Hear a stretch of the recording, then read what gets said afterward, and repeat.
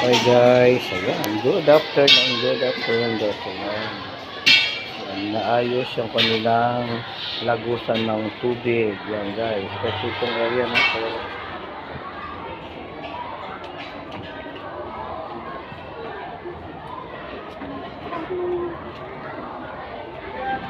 yan, yung area ay barado hanggang doon sa kalsada, kailangan ilalabas dito sa may likod ng eskwelahan guys. Ayan, good afternoon. Ito, ayan, ito binuto sa may butas hanggang doon sa labas. Ayan, ayan ang masipag si Emmanuel. Ayan. Ayan. Kailangan forma. Okay. Ayan guys, no, ayan. Mabagin sa area na to hanggang dito sa dulo. Ayan, lalagyan ng PVC para hindi na siya bumaha. Ayan.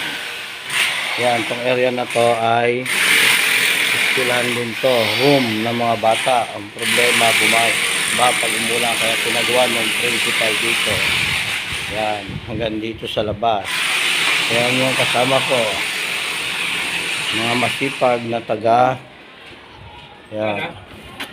So, kaway-kaway kayo dyan. Hanggang dito patatagusin.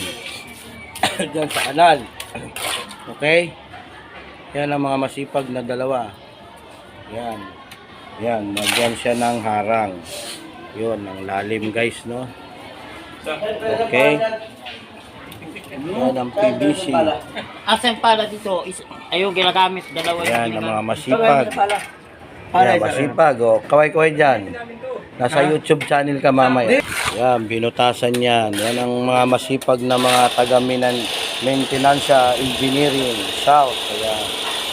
Ano? Ayan, butas. Papunta doon sa kanal. Yan ang masipag din, no? Yan. Yan, diba? Doon, kanal. Analyze, galvanize. Yan.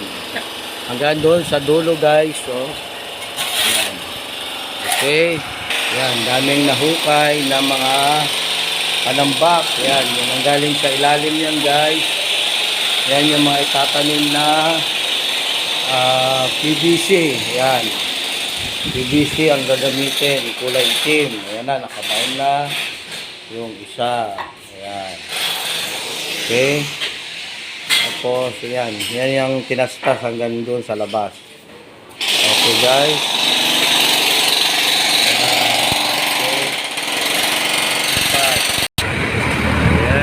Kanilang school dito sa South. Ayan. South Caloocan. Masarado kasi yung mga bata minsan lumalabas. Okay? Itong area na to ay barado. Ayan. Doon sa dulo. Yung luhukan. Ayan. Okay. Thank you guys. Ayan. Sa area na to. Yan yung principal dito sa ayan, sa school na to. Si Sir, yung principal. Okay.